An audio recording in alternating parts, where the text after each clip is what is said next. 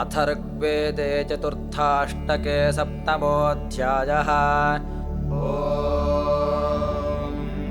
इन्द्रं वो नरः सख्यायसे पुर्महो यन्तः सुमतये चकानाः महो हि दाता वज्रहस्तो अस्ति महामुरण्डमवसे यजध्वम् आयस्मिन् हस्ते नर्यामिमिक्षुरारथे हिरण्यये रथेष्ठाः आरश्मयोगभस्त्यो स्थूरयोरात्तन्नश्वासो वृषणो युजानाः श्रियेते पादातु महामिमिक्षुर्धृष्णुर्वज्रीशवसा दक्षिणावान् वसानो अत्कम् सुरभिन्दृशेकम् स्वा अर्णकृतविशिरो बभूथ ससो महामिश्लतमः सुतो भूत्यस्मिन् भक्तिः पच्यते सन्दिधानाः इन्द्रन्नरस्तुवन्तो ब्रह्मकारा उक्था शंसन्तो देववाततमाः तते अन्तःशवसोधाय्यस्य विदुभापथे रोदसी महित्वा आतासूरिः पृणति दूतुजानो यूथे वाप्सु समीजमान ऊती देवेदिन्द्रः सुहवरुष्वो अस्तूति अनूदिहिरिशप्रसत्त्वाः एवाहि जातो असमाद्योजाः पुरोच रुद्राः नतिनिधस्यून् भूय इत्वा वृधे वीर्याः यङ्एको अजुर्योदयते वसूनि प्ररिजे दिव इन्द्रः पृथिव्या अर्धमिदस्य प्रतिरोदसी उभे अथा मन्ये बृहदसूर्यमस्य यानि नाधारनकिरामिनादि दिवे दिवे सूर्यो दर्शतो भूद्विसद्मान्युर्विया शुक्रतुर्थात् पत्या चिन्नो चित्ततपो नदीनाय्यदाभ्यो अरदो गातुमिन्द्र निपर्वता आत्मसदोनसे दुष्टया दृढानि सुक्रतो रजांसि सत्यमित्तन्नत्वा वाहङ्गन्यो अस्तीन्द्रदेवो नमर्त्यो ज्यायान् अहन्नहिं परिशया नमर्नो वा सृजो अपो अच्छाः समुद्रम् त्वमपो विदुरो विशोचीरिन्द्रदृढमरुजः पर्वतस्य राजा भवो जगतश्चर्षणीनाम् साकम् सूर्यम् जनयन् यामुषासम् अभूरेको रयिपते रयीणामाहस्तयोरथिथा इन्द्रकृष्टीः वितोके अप्सुतनये च सूरे वोचन्तचर्षणयो विवाचः त्वद्भिर्येन्द्रपार्थिवानि विश्वाच्युताजिच्यावयन्ते रजांसि द्यावाक्षामा पर्वता सोपनानि विश्वम् दृढम् भयते अच्मन्नाथेः त्वम् कुत्सेनाभिषुष्णमिन्द्राशु संयुध्य कुजमङ्गविष्टौ दश प्रविद्वे अथ सूर्यस्य मुषायश्चक्रमविवेरपांसि त्वम् शतान्यवशम्बरस्य पुरोजघ्नथा प्रतीरितस्योः अशिक्षो यत्र सत्या शचीवो दिवो दासाय सुन्वते सुतक्रे भरद्वाजाय गृणते वसूनि स सत्यसत्त्वन्महते रणाय रथमातिष्ठतु विनुम्न भीमम् याहि प्रवथिन्नवसोपमद्रिक्प्रजश्रुतश्रावय चर्षणिभ्याः अपूर्व्या पुरुतमान्यस्मै महे वीराय तपसे हेतुराय विरक्षिणे वज्रिणे सन्तमानिवचां स्यासास्थविराय तक्षम् समातरा सूर्येण कवीनामवासयद्रुजदग्रिम् गृणानः स्वादेभिर्ऋक्वभिर्वावशान उदुश्रियाणामसृजन्निदानम् सवन्निभिर्ऋक्वभिर्गोधुषुष्पन्नितज्ञुभिः पुरु कृत्वा जिगाय पुरः पुरोहा सखिभिः सखीयम् दृढारुरोजकविभिः कविः सन् स देव्याभिर्जरितारमच्छा महोवाजेभिर्महद्भिश्च सुष्मैः पुरुवीराभिर्वृषभक्षितेनामागिर्मणः सुविताय प्रयाहि ससर्गेण शवसा दत्तो अद्यैरप इन्द्रो दक्षिणतस्तु राशाट् इत्थासृजाना अनपावृतर्थम् दिवे दिवे विविशुरप्रवृश्यम् य ओदिष्ठ इन्द्रतं सुनो दामदो वृषन् स्वभिष्टिर्दास्वान् सौवश्यं योपनवत्स्वश्वो वृत्रा समत्सु सासहदमित्रान् वाम्ही इन्द्रावसे विवाचो हवन्ते दर्शनयः शूरसातौ त्वम् विप्रेभिर्विपणीङ्ग्रशायस्त्वोतहित्सनिता वाजमर्वा त्वन्ताम् इन्द्रोपयाम् अमित्रान् दासाः वृत्राण्यार्याः जशूर वधेर्वने वसुधितेभिरत्कैरावृत्सु दर्शनृणान् नृतम सत्त्वन्न इन्द्राकवाभिरूते सखाः विश्वायुरविता वृथे भूः स्वर्षादायुद्धयामसिद्वायुध्यन्तो नेमरिता वृत्सुशूर नोनन्न इन्द्रापराय तस्याभवामृळीक उत नो अभिष्टौ इत्था गृणन्तो महिनस्य शर्मन् दिविष्यामपार्ये घोषतमाः सञ्चत्ते जग्मुर्गिर इन्द्रपूर्वेर्विचत्पद्यन्ति विभ्वो मनीषाः पुरा नूनम् च स्तुतयर्षीणाम् पस्पृध्र इन्द्रे अध्युक्थार्का पुरुहूतो यः पुरुगोर्तरभ्वाङ्गेकः पुरुप्रशस्तो अस्ति यज्ञैः रथो न महेशवसे युजानो ओस्माभिरिन्द्रो अनुमाद्यो भूत् अयम् हिंसन्ति धीतयो न वाणीरिन्द्रम् नक्षन्तेदभिवर्धयन्ते यदि स्तोतारः शतम् यत्सहस्रम् गृणन्ति गिर्वणसंशन्तदस्मै अस्मा एतद्दिव्या अर्चेव मासामिमिक्ष इन्द्रेण्ययामि सोमाः जनन्न धन्वन्नपि संयदावः सत्रावाः पृथुर्हवनानि यज्ञैः अस्मा एतन्मह्याङ्गोषमस्मा इन्द्राय स्तोत्रम् मतिभिरवाचि असत्यथा महतिरुद्रतोर्य इन्द्रो विश्वायुरपिता वृथश्च कदा भुवन्पृथक्षयाणि ब्रह्म कदा स्तोत्रे सहस्रपोष्यन्दाः कदा स्तोमम् वासयोऽस्य राजा कदा धियः करशिवाजरत्नाः कर्हि स्वित्तदिन्द्रयन्द्रभिर्वीरैर्वीरान्नीडयाः सेजयाजीर त्रिधातुगा अधिजयासि गोष्विन्द्रद्युम्नम् स्वर्वद्ये ह्यस्मे कर्हि स्वित्तदिन्द्रयच्चरित्रे विश्वप्सु ब्रह्म कृणवश्यमिष्ठ कदा धियो न नियुतो युवासे कदा गोमखा हवनानि गच्छाः स गोमखा चरित्रे अश्वश्चन्द्रावाजश्रवसो अधिजेहि वृक्षाः पीपीषः सुदुघामिन्द्रधेनुम् भरद्वाजेषु सुरुचोरुच्याः तमानूनम् वृजनमन्यथाः चिच्छोरो यच्छक्रविदुरो गृणीषे मानिरनम् शुक्रदुगस्य तेनोराङ्गिरसान् ब्रह्मणा विप्रजिन्व सत्रामदाः सस्तव विश्वजन्याः सत्रारायोधये पार्थिवासः सत्रावाजाः नाम भवो विभक्ता यद्देवेषु धारयथा असुर्यम् अनुप्रये जेजन ओजो अस्य सत्रादधिरे अनुवीर्याय स्योमगृधे दुधयेर्वते चक्रतुम् वृञ्जन्त्यपि रुद्रहत्ये तम् सध्रीजे रोतयो वृष्ण्यानि पुंस्यानि नियुतः सश्चुरिन्द्रम् समुद्रन्न सिन्धव उक्थशुष्मा उरुम् यज सङ्गिरहाविशन्ति स रायस्खामुपसृजा गृणानः पुरुश्चन्द्रस्य त्वमिन्द्रवस्वाः पतिर्बभूथा समोजनाः नामेको विश्वस्य भुवनस्य राजा स तु श्रुतिश्रुत्यायो दुवोजुर्द्यौर्नभूमाभिरायो अर्यः असो यथा नश्यवसा चकानो युगे युगे वयसा चेकितानः अर्वाग्रतम् विश्ववारन्त उग्रेन्द्रयुक्तासो हरयो वहन्तो कीरिश्चिद्धित्वा हवते स्वर्वारधीमहि सतमादस्ते अद्य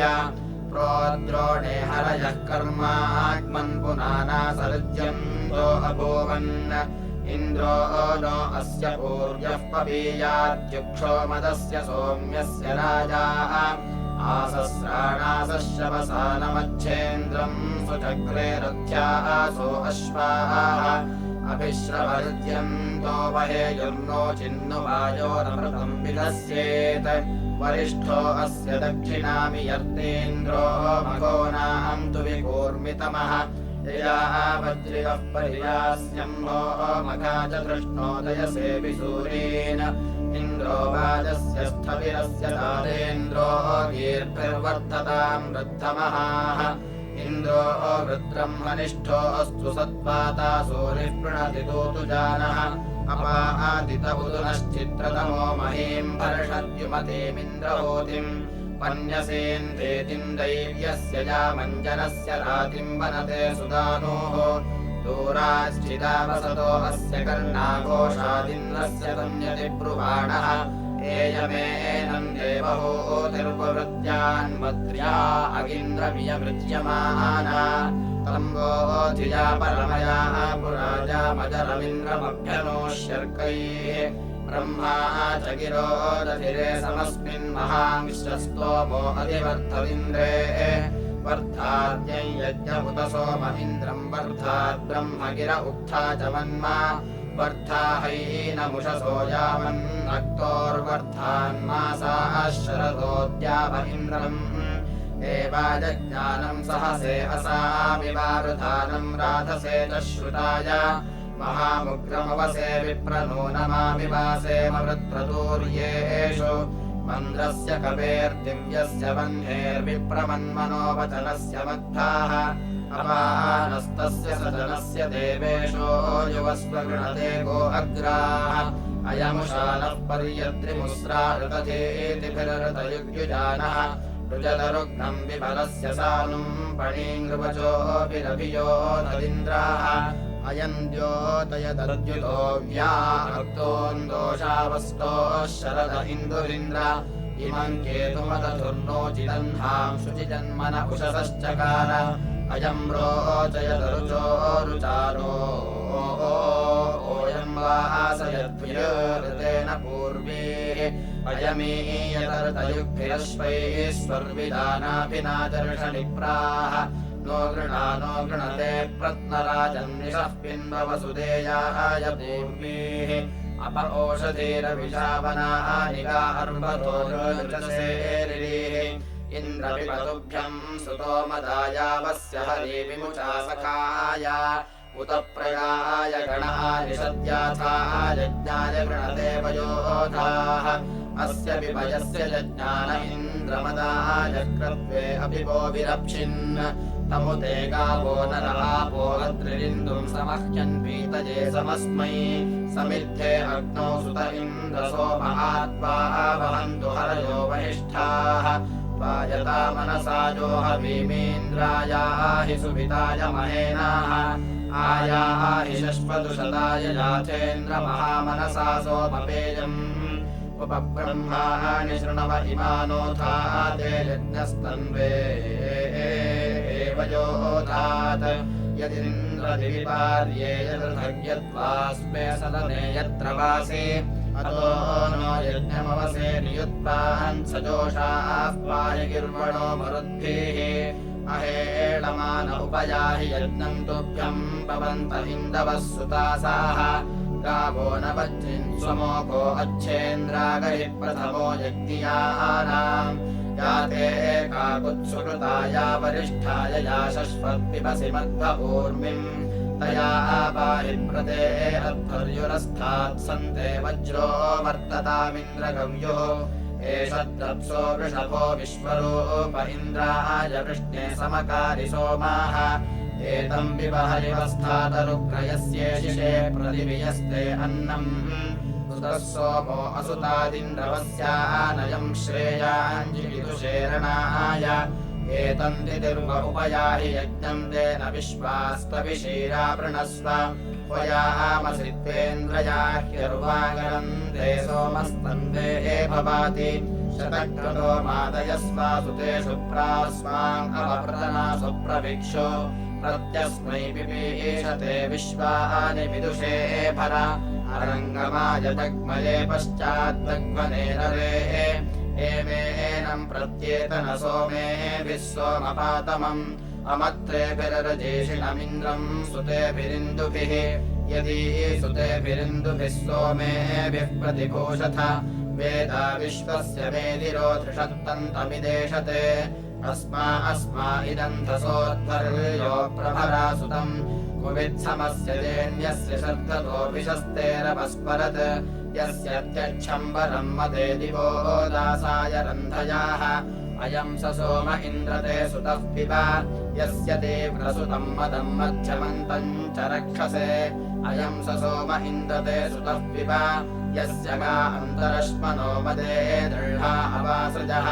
अयम् स सोम इन्द्रते सुतः पिब यस्य मन्दानो अन्धसोमाघो नन्दधिशेषवाः अयम् स सोम इन्द्रते सुतः पिब योरयिवोरयिन्तमो योद्युम्नैर्द्युम्नवत्तमः सोमः सुतः समिन्द्रतेऽस्ति स्वधापते मदाः यः शग्वस्तु विषग्मते राजो दामामतीनाम् सोमः सुतः स इन्द्रतेऽस्ति स्वधापते मदाः येन वृद्धो न शवसातुरो न स्वाभिरोतिभिः सोमः सुतः स इन्द्रतेऽस्ति स्वधापते मदाः यमुवो अप्रहणम् गृणेशे शवसस्पतिम् इन्द्रम् विश्वासाहन्नरम् मम्मिष्ठम् विश्वदर्शनिम् यम् वर्धयन्तीर्गिरःपतिम् दुरस्य राधसः तमिन्वस्य रोदसी देवी शुष्मम् सपर्यतः तद्वहुक्थस्य बर्हणेन्द्रायोपस्तृणीषणि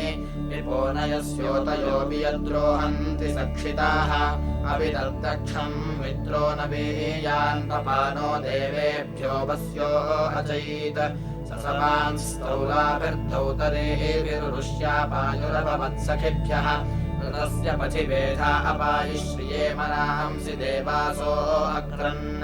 तथा नो नाम महोवचोभिर्वपुर्दृशये वेन्यो व्यावः युमत्तमम् दक्षम् देह्यस्मे सेधा जनानाम् पूर्वीररातीः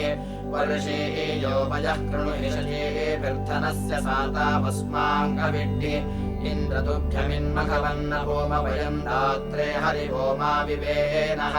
न किलाभिर्ददृशे मध्यत्राकिमङ्गरध्रचोदनम् बाहुः माजस्वने वृषभनोरलीथा माते रेवतः सख्येरिषाम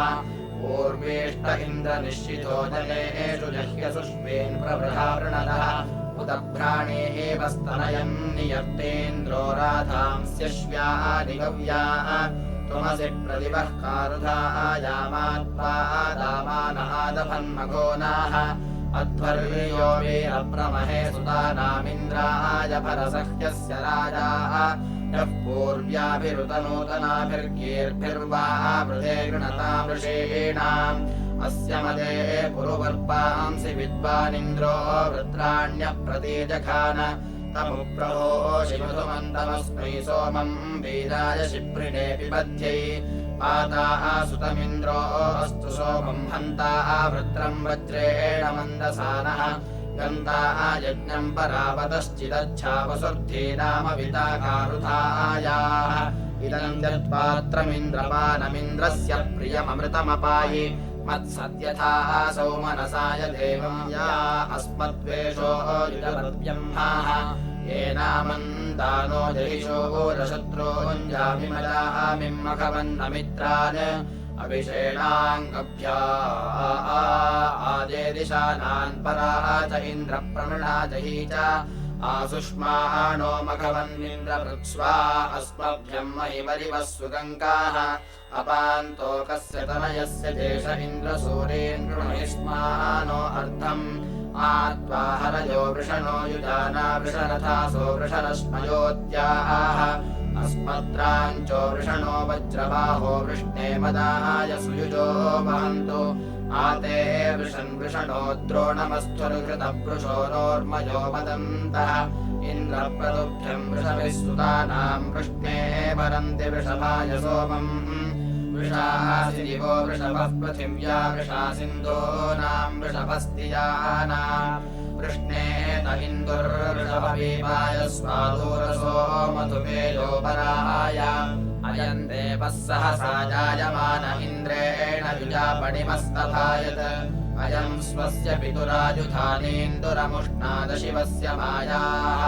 अयमकृणो दुषसः सुपत्नीरयम् सूर्ये दधा ज्योतिरन्तः अयम् त्रिधातु दिविरोचनेषु त्रिदेषु विन्दतमृतम् निगूढम् अयम् द्यावा पृथिवी विष्कभायदयम् रथमयुनक् सप्तरश्मिम् अयम् गोषु सत्याः भक्वमन्तः सोमो दाधारदशयन्त्रमुत्सम् चक्षुश्चश्रोत्रम् च मनश्च वाक्च प्राणापानो देह इदम् शरीरम् गौ प्रत्यम् चावनुरोमौ विसर्गाः वेदन्तम् मन्ये दशयन्त्रमुत्सम् नखश्च पृष्ठश्च करौ च बाहो जङ्घे चोरो उदरम् शिरश्च रोमाणि मांसम् रुधिरास्थिमज्जमेतच्छरीरम् जलबुद्बुदोपमम्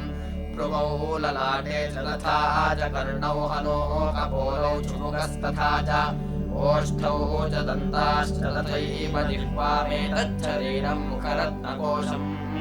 यानयत्परावतः सुनीते दुर्वशंयतुम् इन्द्रः स नो युवासखाः अभिप्रेचिद्वयो ददनाशुना चिदर्वता इन्द्रो देता हितन्तनम् महेरस्य प्रणीतयः पूर्वेरुतप्रशस्तयः नास्य क्षीयन्त भूतयाः सखायो ब्रह्मवाहसेर्जत प्रजगायत स हि नः प्रमतिर्महे त्वमेकस्य वृत्रहन्न पिता द्वयोरसि उते दृशे यथा वयम् नयसि त्वदिद्विषः कृणोश्युक्तशंसिनाः रविः सुवीर उच्यसे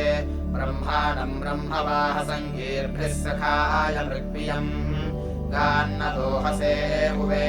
यस्य विश्वानि हस्तयो रोचुर्वसो निमिद्विता वीरस्य कृतनाशः विदृढानि च त्रिभुवनानाम् शचीपते बृहमाया अनानत तमुद्वा सत्यसोमपा इन्द्रवाजानाम् पते अहो महिश्रवस्य वाह तमुद्वाजः पुरासिथयो वा नूनम् हिते धने हव्यः श्रुधि हवम् धीभिरर्वद्भिरर्वतो वाजाम् इन्द्रश्रवाय्यान् तया जेष्महितम् धनम् अभूर्वीरगिर्वणो महाम् इन्द्रधने हिते भरे विदन्तसाय्याः यातभूतिरमित्रहन्मक्षोजवस्तमासति तया नो हिनुहीरथम् सरथेन रथितमोऽस्माकेनाभियुग्मना येषिष्णो हितम् धनम् य एकहितमुष्टु हि कृष्णीनाम् वितर्षणिः पतिर्जज्ञे वृषक्रतुः यो गृणतामिदासिथापि रोति शिवः सखाः सत्त्वन्न इन्द्रमृणय इष्ववज्रङ्गवस्यो रक्षो हत्याय वज्रिवः सा सहेष्ठा अभिस्पृताः प्रत्तम् रयीणायुजम् सखायङ्कीरिचोदनम् ब्रह्मवाहस्तमम् भुवे स हि विश्वानि पार्थिवाङ्गे को वसो निपत्यते गिर्वणस्तमो अध्रिगुः स नो नियुद्भिरापृणकामम् वाजेभिरश्मिभिः गोमद्भिर्गोपते त्रिशत् तद्वो गायसुते स च पुरुहूताय सत्वने शय्यद्गवेन शाकिने न खावसुर्नियमते दानम् वाजस्य गोमतः यत्सेमुपश्रवद्गिराः पुवित्सस्य प्रहिव्रजम् गोमन्तम् दस्युहागमत् शचीभिरपनोवरत् इमा उद्वा शतक्रतोऽभिप्रणोऽनुपुर्गिराः इन्द्रवत्सन्न मातराः दोडाशम् सख्यन्तव गौरसि वीरगव्यते अश्वो अश्वायते भव समन्दस्वाह्यन्धसो राधसे तन्वामहे तस्तोतारन् विदेकरः इमा उद्वा सुते सुते नक्षन्ते गिर्वणो गिराः वत्सङ्गावो नथे नवाः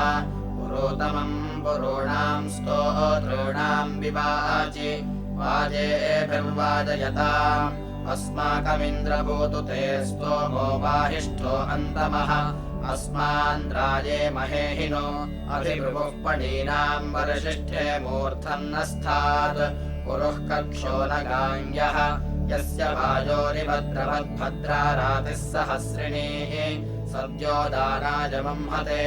तत्सु नो विश्वे अर्य आसदा गृह्णन्ति कारवाः भृगुम् सहस्रदातमम् सूरिम् सहस्रसातमम् त्वामिद्धि हवामहे सातावाजस्य कारवाः त्वाम् रुद्रेष्विन्द्रसत्पतिम् नरस्त्वाम् काष्ठाः सर्वतः सत्पन्नश्चित्रवज्रहस्तधृष्णुयामहस्तमानो अद्रिवः कामश्वम् रथ्यमिन्द्रसङ्गिरसद्रावाजन्नजिज्ञुषे यः सत्राः विचर्षणिरिन्द्रम् तम् होमहे वयम् सहस्रमुष्कतुविनम् न सत्पते बबासमत्सु नो वृथे बाधसे जनान् वृषभेव मन्युना वृषौ वीढर्जीषम अस्माकम् बोध्यपितामहाधने तदोष्वप्सु सूर्ये इन्द्रज्येष्ठम् न आपरङ्गोजिष्ठम् वपुरिश्रवाः ये देवे चित्रवज्रहस्तरोदसी ओभे सुशिप्रप्राः त्वामुग्रमवसे चर्षणी सहम् राजन् देवेषु होमहे विश्वासु नो विसुराविप्तनापसो मित्रान् सुषान् कृति यदिन्द्रनामुषीष्वाङ्गोजो नृम्णम् च वृष्टिषु यत्ता पञ्चक्षितीनाम् युम्नमापरसत्रा विश्वानि पुंस्याः यद्वा दृक्षो मखवन् गृह्या वाजने यत्पूरो गच्छ वृष्ण्यम् अस्मभ्यम् तत्रिरे सन्दृशाह्ये मित्रान् वृत्सु दुर्वणेः इन्द्रत्रिधातु शरणम् त्रिपरोथम् स्वस्तिमत् छर्दिर्यच्छ मघवद्भ्यश्च मह्यम् च यावयादित्युमेभ्यः एकम् यता मनसा शत्रुमातपुरभिप्रघ्नन्ति धृष्णुया अधस्मानो मघवन्निन्द्रगिर्वणस्तनूपा अन्तमो भव अधस्मानो वृथे भवेन्द्रनायमवाजुधि यदन्तरिक्षे पतयन्ति पर्णिनो नित्यमस्तिग्ममूर्धानः यत्र शूरासस्तन्वो वितन्वते प्रिया शर्मवितॄणा अधस्मायच्छतन्वे एतने छर्दिरतित्तं यावयद्वेषाः यदिन्द्रसर्गे अर्वतश्चोदयासे महाधने असमने अध्वनिर्जिने पथिष्येना इव श्रवस्यतः सिन्धोर्विमप्रवण आशुयायतो यदिग्लोशमनुष्मणि आजेव यो न परवृतत्यामि शिखृपीडा बाह्वोर्कवि स्वादुष्किलायम् मधुमाङ्कुतायम् तीव्रः किलायम् रसवाङ्कुतायम् कुतोऽन्वा अस्य पिबाम् समिन्द्रन्न कश्चन सहतः हवेषु अयम् स्वादुरिहमतिष्ठः स यस्येन्द्रो वृत्रहत्ये ममाद पुरोडियश्चौत्नाशम्बरस्य विनपतिन्नवचदेह्यो ओहन् अयम् मे पीत उदयर्तिवाचमयम् मनीषामुषतीमजीगः अयम् षडुर्वीरमिमीतधीरो नयाभ्योपवनम् कच्चनारे अयम् स यो परिमाणम् पृथिव्या वर्ष्माणम् दिवो अरुणोदयम् सः अयम् पीयूषम् त्रिदृशु प्रवत्सु सोमो दाधारोर्वा अन्तरिक्षम् अयम् विदच्चित्रदृशीकवर्णः शुक्रसत्मनामुषसामनीके अयम् महान्महता स्कम्भनेनोद्यामस्तभ्नात् वृषभो मरुत्वान् दृषद्विव कलशे सोममिन्द्ररुद्रः शूरसमरे वसूनाम् माध्यम् दिने सपनः वृषस्वरहिस्थानो रयिमस्मासु देहि इन्द्रप्रणः पुर एदेव पश्य प्रणो नय प्रतरम् वस्यो अच्छा भवासु पारो अतिपारयो नो भवासु नीतिरुलवामनीतिः पुरुन्नो लोकमनुनेषि विद्वान् स्वर्वज्योतिरभयम् स्वस्ति ऋष्वात इन्द्रस्थविरस्य बाहो उपस्थेयाम शरणा बृहन्ताः वरिष्ठेन इन्द्रबन्धुरे धामहिष्ठयोश्रतावन्नश्वयोरा निशमावक्षेषाम् वरशिष्ठाम् मानस्तारेन्मघवन्द्रायो अर्यः इन्द्रमृणमह्यम् जीवातुमिच्छचोदयति यमयसो न धाराम् यत्किञ्चाहन्तायुरिदम् वदामि तज्जुषस्व कृतिमाः देववन्तम् त्रातारमिन्द्रमपितारमिन्द्रम् हवे हवे सुहवम् शूरमिन्द्रम् त्वयामि शक्रम् पुरुहूतमिन्द्रम् स्वस्तिनोः मघवाधात्विन्द्राः इन्द्रः सुत्रामास्ववाङ्गवो विस्मृळीको भवतु विश्ववेदाः बाधतान्वेषो अभयम् कृणोतु सुवीर्यस्य पतयस्याम तस्य भयम् सुमतौ यज्ञयस्यापि भद्रेऽसौ मनसे स्याम ससुत्रामास्ववाङ्गिन्द्रो अस्मे आराज्यद्वेषः सनुतर्युयोतु अवत्वे इन्द्रप्रवतो नोर्मिर्गिरो ब्रह्माणि नियुतो धवन्ते पुरोनराधः सवना पुरोण्यपोगा वज्रिन्युवसे समिन्दोन क एंस्तवत्कः पृणात्को यजाते यदुग्रमिन्मघवाः विश्वः वेत् पादाविव प्रहरन्नन्यमन्यं कृणोति पूर्वमपरं शचीभिः शृण्वे वीर उग्रमुग्रन्दमायन्नन्यमन्यमदिने नीयमानः एतमानद्विलुपयस्य राजा जोष्कूयते विष इन्द्रो मनुष्यान् परा पूर्वेषां सख्या वृणक्ति वितत्पुराणो अपरेभिरेति अनानुभूतिरवथोन्वानः पूर्वेरिन्द्रः शरदस्तर्तरीति रूपं रूपं प्रतिरूपो बभूव तदस्य रूपं प्रतिचक्षणाय इन्द्रो मायाभिः पुरुरूपहीयते युक्ता ह्यस्य हरयः शतादश तुजानो हरितारथे भूरित्वष्टे हराजति को विश्वाहाद्विशतः पक्षः सद उदासीनेषु सूरिषु अगम्योतिक्षेत्रमागन्मदेवा उर्वी सती भूमिरम्होरणाभूत् बृहस्पते प्रतिचिकित्सा गविष्टा वित्थासते जरित्र इन्द्रपन्थाः दिवे दिवे सदृशीरन्यमर्थम् कृष्णा असे तदपसत्मनोजाः अहम् दासा वृषभो वस्नयन्तो दौरजे वर्जिनम् शम्बरम् च प्रस्तोक इन्दुराधसस्त इन्द्रदशकोशयीर्दशवाजिनोदात् दिवो दासादतिथिग्वस्य राधः शाम्बरम् वसु प्रत्यग्रभीष्म दशाश्वान् दशकोशान् दशवस्त्राधिभोजना दशो हिरण्यपिण्डान् दिवो दासादशानिशम् दशरथान् वृष्टिमतः शतङ्गा अथर्वभ्यः अश्वतः पायवेदात् महिरादो विश्वजन्यन्तधानान् भरद्वाजान् सार्णयो अभ्यजष्ट वनस्पते वीड्वम् गोहि भूया अस्मत्सखा प्रतरणः सुवीराः गोभिः सन्नद्धो असि वीणयस्वास्थाता ते जयतु जेत्वानि दिवस्पृथिव्याः पर्योजमुद्भृतम् वनस्पतिभ्यः पर्यावृतम् सहाः अपापोज्मानम् परिगोभिरावृतमिन्द्रस्य वज्रम् हविषारथम् यज इन्द्रस्य वज्रो मरुतामनेकम् मित्रस्य गर्भो वरुणस्य नाभिः सेमान्नो हव्यदातिञ्जुषाणो देवरथ प्रतिहव्याकृभाय उपश्वासय पृथिवीमुदद्याम् पुरुद्राते मनुताम् विष्ठितम् जगत् सदुन्दुभे सजोरिन्द्रेण देवैर्दूराद्दवीयो अपसेथ शत्रून् आक्रन्दय बलमोजो नाथानिष्टनीदुरिता बाधमानः अपप्रोथदुन्दुभे दुच्छुनाः इत इन्द्रस्य पुष्टिरसि वीरयस्व आवोरज प्रत्यावर्तदेवाः केतुमद्दुन्दुभिर्वावदीति समश्वपर्णाश्चरन्ति नो नरोऽस्माकमिन्द्ररथिनो जयन्तु इति चतुर्थाष्टके सप्तमोऽध्यायः।